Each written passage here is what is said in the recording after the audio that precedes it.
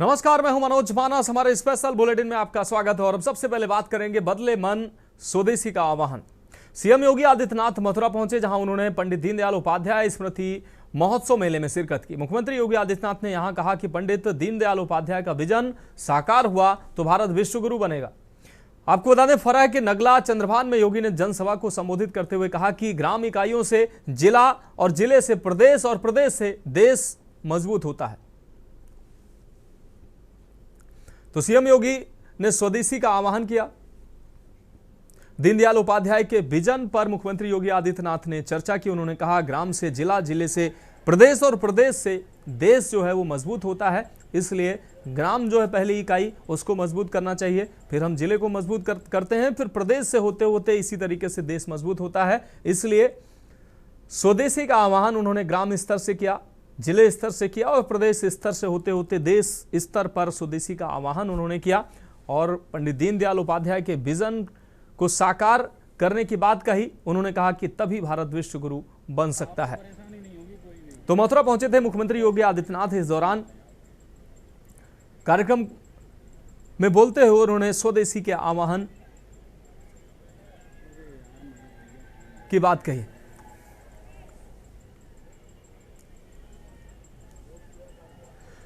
तो आपको बता दें कि पंडित दीनदयाल उपाध्याय स्मृति महोत्सव मेले में शिरकत की मुख्यमंत्री योगी आदित्यनाथ ने यहां कहा कि पंडित दीनदयाल उपाध्याय का विजन साकार हुआ तो भारत विश्वगुरु बनेगा। फरह के नगला चंद्रभान में योगी ने जनसभा को संबोधित करते हुए कहा कि ग्राम इकाइयों से जिला और जिले से प्रदेश और प्रदेश से देश मजबूत होता है। आपको बता दें कि नगला चंद्रभान में पंडित दीनदयाल उपाध्याय की यह जन्मस्थली है, जहां 4 दिवसीय स्मृति महोत्सव कार्यक्रम का शुभारंभ किया गया। मुख्यमंत्री योगी ने कहा कि पंडित दीनदयाल उपाध्याय का सपना तब साकार होता है जब भारत और प्रधानमंत्री मोदी के मुंह से वोकल फॉर वोकल और स्वदेशी के मंत्र को सुनता है भारत और उसे प्रभावी ढंग से जमीन पर भी उतरते हुए देखता है।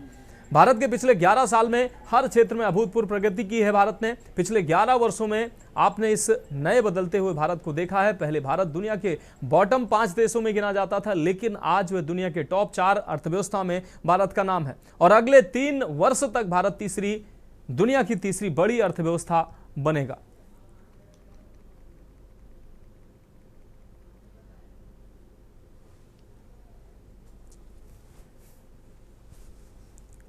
आपको परेशानी नहीं होगी कोई भी, हम फुल कोऑपरेट करेंगे, टेंशन ना लें। तो मुख्यमंत्री योगी आदित्यनाथ ने स्वदेशी का आह्वान किया। मथुरा पहुंचे योगी आदित्यनाथ ने जनसभा को संबोधित करते हुए दीनदयाल उपाध्याय के विजन की चर्चा की। उन्होंने पर्व और त्योहार आने वाले हैं, 4 दिनों तक स्मृति महोत्सव चलेगा और 4 दिनों के बाद 5वें दिन यानी 22 सितंबर शारदीय नवरात्रि का पहला दिन होगा और शारदीय नवरात्रि की प्रथम तिथि से लेकर के 9वीं तक जगत जननी मां भगवती के अनुष्ठान की नवरात्रि के आयोजन और नवरात्रि के बाद फिर विजयादशमी, ये क्रम चलेगा, ये क्रम चलेगा। और अब हम आगे बात करेंगे। आपको बता दें, डीयू में चुनाव, एबीवीपी का कब्जा। दिल्ली यूनिवर्सिटी छात्र संघ यानी कि DUSU चुनाव के नतीजे घोषित हो गए हैं। इस बार अखिल भारतीय विद्यार्थी परिषद के पैनल का कब्जा रहा है। 4 में से 3 पोस्ट पर एबीवीपी के कैंडिडेट्स ने जीत हासिल की है। वहीं एक उपाध्यक्ष पद पर NSUI के उम्मीदवार ने जीत हासिल की। आपको बता दें कि एबीवीपी के आर्यन मान को दिल्ली यूनिवर्सिटी का नया प्रेसिडेंट चुना गया है। प्रेसिडेंट पद के लिए कुल 9 उम्मीदवारों ने चुनाव लड़ा था। NSUI की जोसलिन पहले राउंड से पीछे रहीं और एबीवीपी के आर्यन मान 15,000 वोटों से जीत गए। जोसलिन बुद्धिस्ट स्टडीज में ग्रेजुएशन की छात्रा हैं और आर्यन लाइब्रेरी साइंस में एमए कर रहे हैं। वहीं लेफ्टिस्ट गठबंधन SFI और आयसा की ओर से लड़ रही अंजलि इंद्रप्रस्थ कॉलेज ऑफ भीमन की पढ़ाई कर रही हैं, जो तीसरे स्थान पर रही। तो दिल्ली यूनिवर्सिटी में छात्र संघ चुनाव में एबीवीपी का कब्जा रहा है। आर्यन मान बने दिल्ली यूनिवर्सिटी के प्रेसिडेंट। NSUI एबीवीपी के बीच कड़ा मुकाबला देखने को मिला है।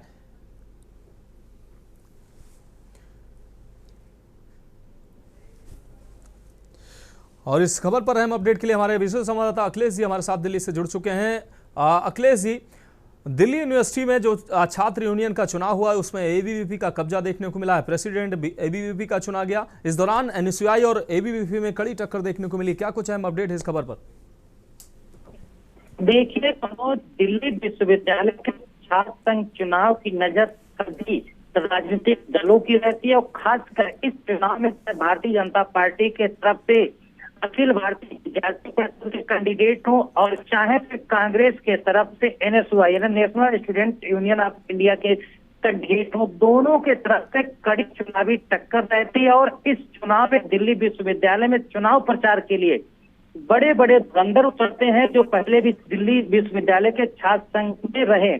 फिलहाल इस बार अगर देखा जाए तो एबीवीपी से आर्यन मान ने एनएसयूआई की जोसलिन नंदी चौधरी को 16,196 मतों के अंतर से हराकर अध्यक्ष पद के चुनाव पर जीत का परचम लहराया। तो कहा जा सकता है कि भारतीय जनता पार्टी में खुशी की लहर है, क्योंकि अखिल भारतीय विद्यार्थी परिषद ने दिल्ली विश्वविद्यालय के अध्यक्ष पद पर कब्जा कर लिया। हालांकि जो उपाध्यक्ष के पद पर है वो एनएसयूआई के कैंडिडेट ने जीत दर्ज की है और उन्होंने अखिल भारतीय विद्यार्थी परिषद के गोविंद कंवर को 20,547 मतों से हराकर ये जीत हासिल की। तो कहा जा सकता है कि दिल्ली विश्वविद्यालय के छात्र संघ चुनाव में मिली जुली हार किसी कह सकते हैं सिर पर ताज तो किसी के सिर से ताज छिना है। तो कांग्रेस और भारतीय जनता पार्टी यानी अखिल भारतीय विद्यार्थी परिषद एबीवीपी और कांग्रेस के तरफ से एनएसयूआई दोनों के अंदर खुशी और दुख दोनों की लहर है। फिलहाल कह सकते हैं कि इस बार के दिल्ली विश्वविद्यालय के चुनाव में दोनों को जीत मिली है। मनोज। हाँ बिल्कुल अखिलेश जी, इस तमाम जानकारी के लिए आपका बहुत शुक्रिया। तो एनएसयूआई एबीवीपी के बीच कड़ा मुकाबला देखने को मिला है। डीयूएसयू चुनाव में फिर एबीवीपी ने कब्जा किया है। प्रेसिडेंट आर्यन मान चुने गए हैं जो एबीवीपी से कैंडिडेट थे।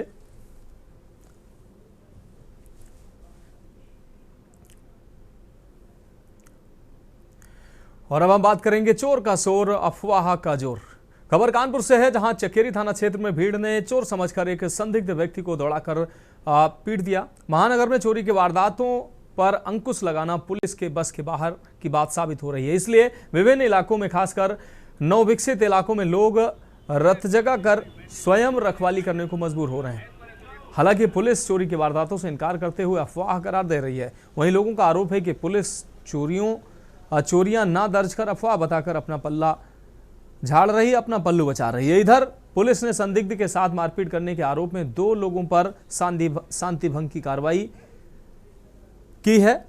एसीपी चकेरी अभिषेक पांडे ने दावा किया है कि एक सप्ताह से चोर बताकर पिटाई के मामले सामने आ रहे हैं। इनमें ज्यादातर मामलों में अफवाह मात्र होती है, इसलिए पिछले कुछ दिनों में पुलिस को 44 लोगों पर कार्रवाई करनी पड़ी है। हालांकि उन्होंने दावा किया है कि अफवाहों पर अंकुश लगाने के लिए रात्रि गश्त बढ़ाई गई है।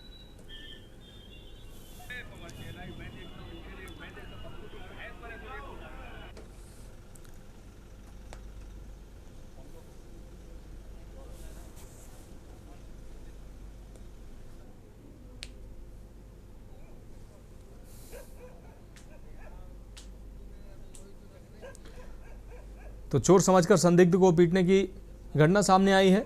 तो फिलहाल चोरों का खौफ जो है वो खत्म नहीं हो रहा है। कानपुर में पुलिस गश्त बढ़ाने की बात कर रहे हैं। एसीपी जो है वो गश्त बढ़ाने का दावा करते हैं। आजकल लगातार आप देख रहे होंगे कि अफवाहों के चलते लोग किसी भी संदिग्ध व्यक्ति को या व्यक्ति को संदिग्ध समझकर लोग दौड़ा ले रहे हैं और उसके साथ मारपीट कर रहे हैं। इसमें लगातार हम लोगों के द्वारा अवेयरनेस कार्यक्रम भी चलाया जा रहा है और रात्रि में अलग से ड्यूटी लगाकर चेकिंग भी की जा रही है। इसी क्रम में चकेरी में इस बात की सूचना मिली कि कुछ लोगों ने एक व्यक्ति को दौड़ा लिया है।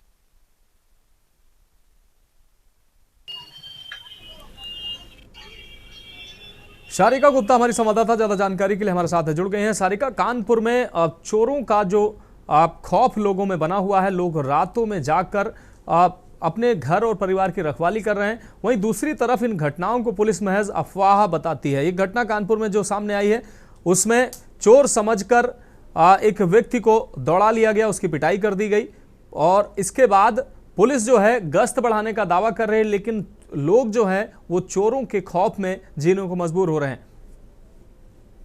बिल्कुल मनोज, मैं बता दूं, चोरी की घटनाएं और इसकी अफवाह जो है न सिर्फ कानपुर शहर में बल्कि उत्तर प्रदेश के कई जिलों में इस तरीके की घटनाएं सामने आई हैं।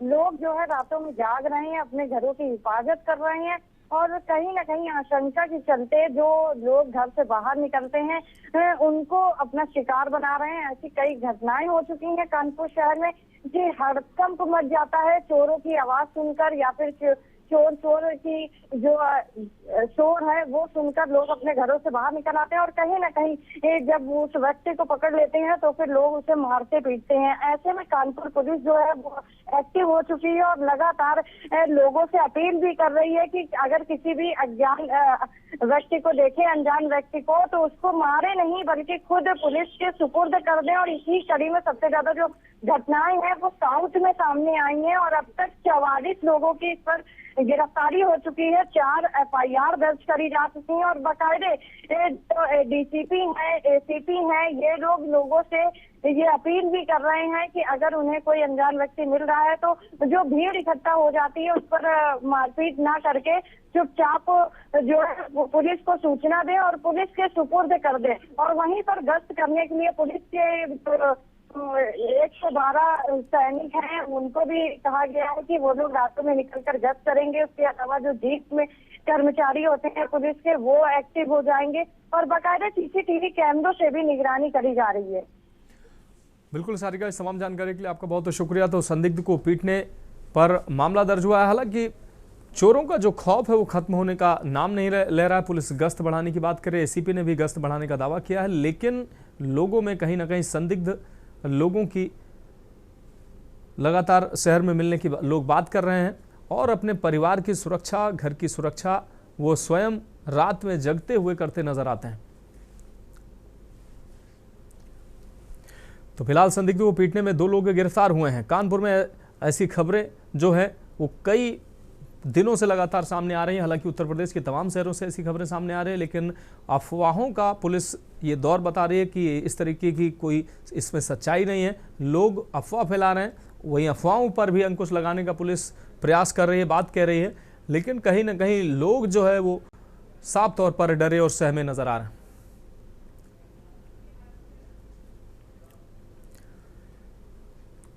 और अब हम बात करेंगे सिरफिरे आशिक का हंगामा। खबर कन्नौज से है, जहां छिबरामऊ कोतवाली क्षेत्र स्थित कांसीराम कॉलोनी में सिरफिरे प्रेमी ने छोड़कर चली गई प्रेमिका को वापस लाने की मांग को लेकर हंगामा खड़ा कर दिया। 4 माह पहले कोर्ट मैरिज करने का दावा करते हुए युवक ने कनपटी पर तमंचा सटाकर स्वयं की जान देने की धमकी देते हुए हंगामा खड़ा कर दिया। पड़ोसियों के मुताबिक कुछ समय से महिला एक बच्चे सहित युवक के साथ रह रही थी। बताया जा रहा है कि युवक के साथ रह रही महिला अचानक कहीं गायब हो गई। इसी के बाद युवक ने बच्चे को स्वयं के साथ कैद कर महिला को वापस बुलाने की मांग करते हुए कनपटी से तमंचा सटाकर आत्महत्या करने की धमकी देने लगा। युवक का सोशल मीडिया पर वायरल हो रहे वीडियो को लोग चटखारे लेकर देखते हुए और मामले पर मजा ले रहे हैं।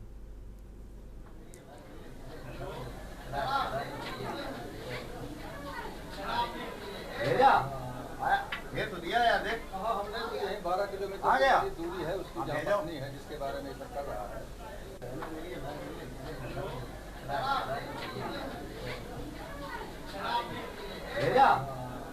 ये तो दिया यार, देख हमने तो यही 12 किलोमीटर की दूरी है, उसकी जानकारी है जिसके बारे में सब कर रहा है। तो सिरफिरे आशिक ने तमंचा लेकर हंगामा किया है, कनपटी से तमंचा सटाकर हंगामा किया। अमित मिश्रा हमारे संवाददाता ज्यादा जानकारी के लिए हमारे साथ जुड़ गए हैं। अमित, कन्नौज से ये जो तस्वीरें सामने आ रही, वीडियो वायरल हो रहा है, इसमें एक सिरफिरा आशिक जो है वो हंगामा करता नजर आ रहा है। हाथ में तमंचा लेकर वो अपनी प्रेमिका को लाने की मांग कर रहा है। बिल्कुल बता दें, ये काफी देर से हंगामा लगातार जारी है। करीब 2 बजे के बाद से ये युवक इस तरह का हंगामा कर रहा है। और पूरे मामले की बात करी जाए तो ये युवक तालाग्राम क्षेत्र का रहने वाला बताया जा रहा है और छिबरामऊ के काशीराम कॉलोनी में ये यहाँ पर एक महिला रहती थी, अपने 3 बच्चों के साथ रहती थी। ये बताया जा रहा है करीब 1 साल पहले इस महिला के पति की कैंसर की बीमारी के कारण मौत हो गई, जिसके बाद इस युवक और इस महिला में नजदीकियां हुई, दोनों में दोस्ती हुई। लेकिन कुछ समय पहले जो युवक ने बताया करीब 4 माह पहले वो इस महिला को अपने साथ ले गया और उसने वहां वहां पर कोर्ट मैरिज कर ली थी, जिसके बाद वो महिला इसी के साथ रह रही थी। लेकिन इस महिला और इस युवक के बीच किसी बात को लेकर विवाद हुआ, जिसके बाद महिला इस युवक को छोड़कर कहीं चली गई। तो जब ये अपनी प्रेमिका को घर पे नहीं पाया तो ये भागता हुआ उसके छिबरामऊ काशीराम कॉलोनी घर पहुंचा, जहां पर उसको उसकी प्रेमिका नहीं मिली। तो उसने उसके बच्चों को कैद कर लिया तमंचे के बल पे। 3 बच्चे थे, जिसमें 2 बच्चे तो तैसे करके निकल गए, लेकिन जो सबसे छोटा बच्चा था वो वहां पर फंस गया और वो उसको लगातार वहीं पर अपने साथ पकड़े हुए हैं और ये मांग लगातार कर रहा है कि जब तक उसकी प्रेमिका या जो प्रेमिका पत्नी बन चुकी है, जब तक वो आ नहीं जाएगी तब तक वो उसको छोड़ेगा नहीं। वो खुद को भी गोली मार लेगा, वो बच्चे को भी गोली मारने की तमाम तरीके की धमकियां दे रहा है। तो लेकिन जो स्थानीय लोग हैं, स्थानीय पुलिस है, लगातार उसको समझाने के भी प्रयास कर रहे हैं, लेकिन वो युवक कुछ सुनने को तैयार नहीं है। तो फिलहाल अभी भी ये पूरा हंगामा लगातार जारी है। कई घंटे बीत जाने के बाद भी इसका कोई समाधान नहीं निकल पाया है और अब जैसे जैसे अंधेरा हो रहा है वैसे वैसे कहीं ना कहीं पुलिस के लिए चुनौती बड़ी हो जाएगी, क्योंकि युवक के साथ जो छोटा बच्चा है वो काफी देर से भूखा प्यासा भी है, डरा सहमा भी है, लगातार रो रहा है, अपने परिजनों को ढूंढ रहा है, लेकिन उस युवक के चंगुल से नहीं निकल पा रहा है और युवक लगातार उस तमंचे को लिए हुए है। युवक ने जिस बच्ची को पहले कैद किया था वो छूटने के बाद आई है, उसने बताया है कि तमंचे में 3 गोलियां भी हैं। तो ऐसे में एक बड़ी घटना भी हो सकती है अगर किसी तरह की कोई लापरवाही हुई। तो पुलिस के लिए यह बड़ा चैलेंजिंग टास्क हो गया है कि कैसे युवक को और उस बच्चे को सही सलामत लेके आना है। तो लगातार युवक ये कह रहा है कि जब तक उसकी प्रेमिका नहीं आएगी तब तक वो उसको यहाँ से नहीं जाने देगा और वो अपने आप को भी कुछ कर सकता है। तो अब उसकी प्रेमिका को ढूंढने के लगातार पुलिस प्रयास कर रही है और अभी भी लगातार प्रयास जारी है कि युवक को कैसे भी करके मना लिया जाए या समझा बुझा लिया जाए या किसी और तरीके से युवक को इस तरह का अपराध करने से रोका जाए। लेकिन पुलिस और जो स्थानीय लोग हैं, अब यहाँ पर काफी भीड़ जमा हो चुकी है और पुलिस के आला अधिकारी भी मौके पे हैं, लेकिन युवक किसी की बात सुन नहीं रहा है और लगातार यही हंगामा कर रहा है और यही मांग कर रहा है कि उसकी प्रेमिका जब तक नहीं आएगी तब तक वो बच्चे को नहीं छोड़ेगा, तब तक वो इसी तरह का हंगामा करता रहेगा। जी हाँ बिल्कुल अमित, इस पर नजर बनाए रखिए। इस खबर पर आगे भी हम आपसे अपडेट लेंगे। फिलहाल अमित मिश्रा, इस तमाम जानकारी के लिए बहुत शुक्रिया। तो चटखारे लेकर लोग हालांकि इस वीडियो का जरूर मजा ले रहे हैं, लेकिन कहीं ना कहीं यह गंभीर विषय है, क्योंकि एक सिरफरा एक बच्चे को लेकर जो है वो और जो तमंचा हाथ में लिए हुए उसमें 3 गोलियां भी बताई जा रही हैं और कहीं ना कहीं ये बच्चे की ज़िंदगी से भी के साथ कुछ हो सकता है और ये सिरफरा इसके साथ भी कुछ हो सकता है, इसलिए पुलिस लगातार गंभीर बनी हुई है। और अब हम बात करेंगे आपदा प्रबंधन कांग्रेस के सवाल, लेकिन एक ब्रेक के बाद। आप देख रहे हैं के न्यूज़, खबरों का सारथी। तो ब्रेक के बाद हमारे स्पेशल बुलेटिन में एक बार फिर से आपका स्वागत। हम बात करें आपदा प्रबंधन कांग्रेस के सवाल। खबर देहरादून से, जहां उत्तराखंड इन दिनों भीषण आपदा से जूझ रहा है। राज्य के कई जिलों में जन धन की भी हानि हो रही है। वहीं इस संकट के बीच राजनीतिक बयानबाजी भी तेज हो गई है। कांग्रेस ने सरकार पर आपदा प्रबंधन में लापरवाही का आरोप लगाते हुए कहा कि समय रहते तैयारियां नहीं की गई, जिससे नुकसान बढ़ा है। पार्टी नेताओं का कहना है कि सरकार की सुस्ती ने हालात बिगाड़े हैं। वहीं भाजपा ने कांग्रेस पर आपदा के समय राजनीति करने का आरोप लगाया है। भाजपा का कहना है कि मुख्यमंत्री स्वयं प्रभावित क्षेत्रों में जाकर राहत कार्यों की निगरानी कर रहे हैं और सरकार पूरी तरह से सक्रिय। आपदा के इस दौर में जहां प्रशासन राहत कार्यों में जुटा है, वहीं पक्ष विपक्ष की जुबानी जंग ने सियासी तापमान भी बढ़ा दिया है।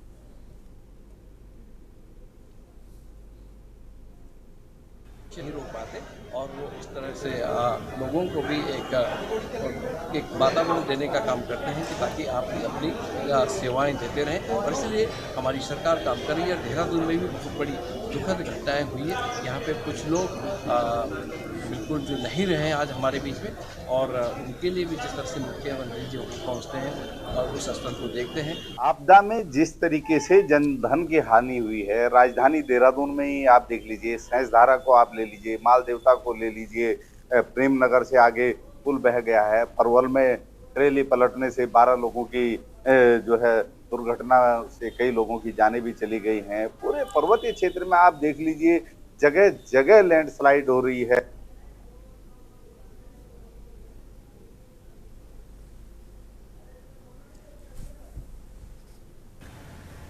तो मुख्यमंत्री खुद राहत कार्यों में जुटे हुए हैं। भाजपा ने ये बात कही वहीं विपक्ष लगातार आरोप लगा रहा है।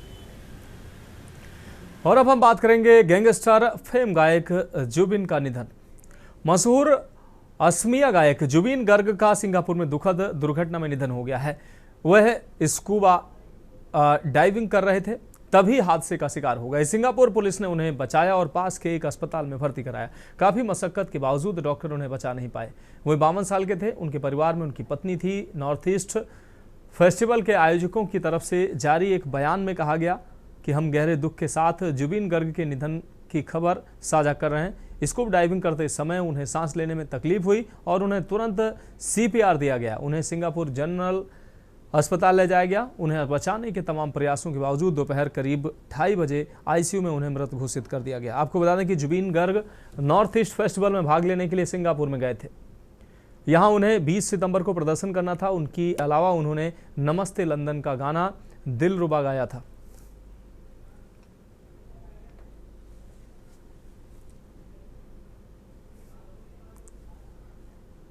तो स्कूबा डाइविंग के दौरान हादसा हुआ जिसमें उनकी मौत हुई है। तो फिलहाल हमारे स्पेशल बुलेटिन में अभी के लिए मेरे साथ इतना ही। मुझे दीजिए इजाजत और आप देखते रहिए के न्यूज इंडिया। आप देख रहे हैं के न्यूज, खबरों का सारथी।